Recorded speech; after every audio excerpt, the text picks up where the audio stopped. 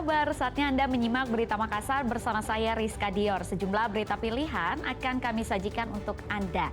Dan berikut 3 berita utama hari ini. Aksi demonstrasi mahasiswa di kantor Bupati Pinrang berlangsung ricuh. Kloter pertama jemaah haji asal Indonesia mulai meninggalkan Tanah Suci. Pemerintah salurkan bantuan subsidi upah bagi pekerja dengan gaji di bawah 3,5 juta rupiah di Sinjai.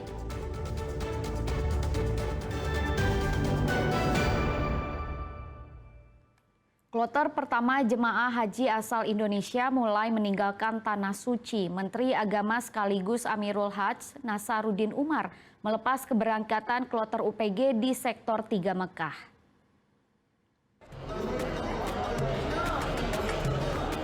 Mulai Rabu ini waktu Arab Saudi, jemaah haji asal Indonesia mulai kembali ke tanah air.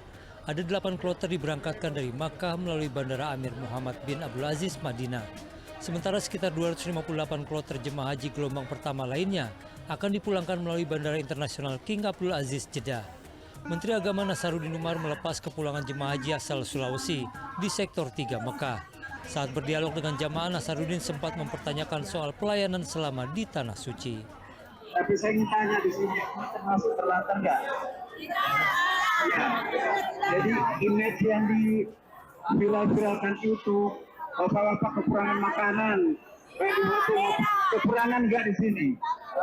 Di kemah kekurangan? Ya. Dalam puluhan kilo nggak? Ya. Para jemaah sangat bersyukur telah menyelesaikan prosesi ibadah haji. Mereka juga mengaku puas dengan pelayanan yang diberikan selama di Arab Saudi.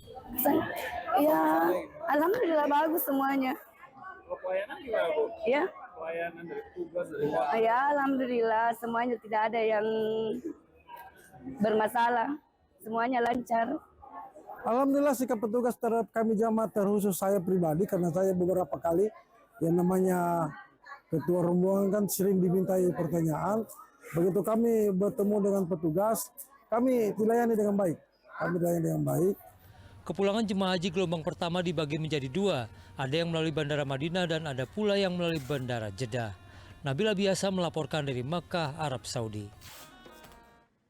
Indonesia tak berkutik saat tampil di kandang Jepang dalam lanjutan babak penyisihan grup Piala Dunia 2026 zona Asia putaran ketiga. Indonesia kalah telak 0-6 dari Jepang. Timnas Indonesia bertamu ke kandang Jepang dalam laga pamungkas putaran 3 babak penyisihan grup Piala Dunia 2026 zona Asia. Jepang yang bermain di depan pendukungnya sendiri di Stadion Suwita tampil sangat impresif dan unggul di babak pertama melalui gol pembuka yang dicetak oleh Daichi Kamada di menit ke-15. Setelah itu Jepang mencetak gol kedua melalui Takefusa Kubo di menit ke-19.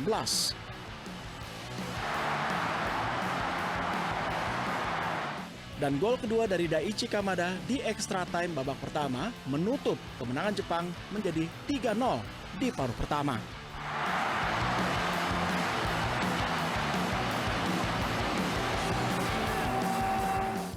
Di babak kedua Jepang semakin dominan dan tidak memberikan kesempatan bagi pemain Indonesia untuk mengembangkan permainan. Alhasil 3 gol kembali dibukukan oleh Jepang. Ryora Morishita membawa Jepang unggul 4-0 di menit ke-55 lewat tendangan first time usai menerima sebuah umpan silang. 3 menit berselang Jepang mengubah skor menjadi 5-0. Suto Mochino menuntaskan sebuah set piece dengan sempurna untuk menggetarkan gawang Indonesia yang dikawal oleh Emil Audero.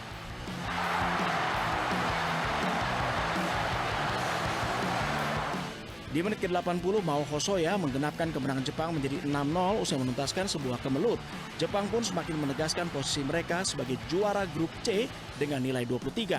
Sementara Indonesia yang ada di peringkat 4 grup C lolos ke babak keempat.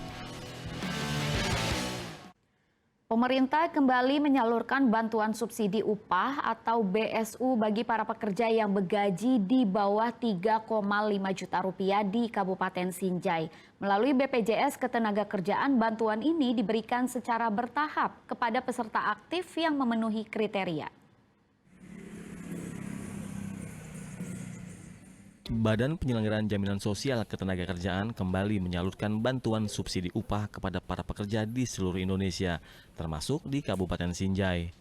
Bantuan ini menyasar pekerja dengan gaji di bawah 3,5 juta rupiah yang tercatat sebagai peserta aktif BPJS Ketenagakerjaan. Bantuan diberikan sebesar Rp300.000 untuk 2 bulan sekaligus atau Rp150.000 per bulannya. Penyaluran bantuan dilakukan secara bertahap mulai bulan Juni hingga Juli 2025. Proses verifikasi dilakukan untuk memastikan hanya peserta aktif hingga akhir April yang berhak menerima bantuan. Meski begitu, pihak BPJS Ketenagakerjaan Sinjai juga mengimbau para peserta dan badan usaha yang masih menunggak iuran agar segera melakukan pembayaran guna memastikan bantuan dapat disalurkan secara tepat. Ya itu aja kayaknya ininya yang syaratnya. Nah. Terus bagaimana, kapan?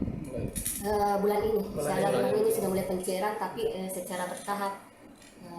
Kami berharap supaya peserta ataupun badan usaha yang masih menunggak iuran tolong untuk segera dibayarkan iurannya. Karena memang salah satu pesertanya juga pembayaran iurannya lancar. Gitu. BSU ini diharapkan dapat meringankan beban para pekerja formal di tengah tekanan ekonomi. Bantuan subsidi upah ini juga diharapkan memberikan dukungan langsung agar daya beli pekerja tetap terjaga, sehingga berkontribusi pada stabilitas ekonomi masyarakat. Pemerintah pun terus mengawasi agar bantuan tersalurkan secara adil dan transparan. Muhammad Sardi melaporkan dari Kabupaten Sinjai.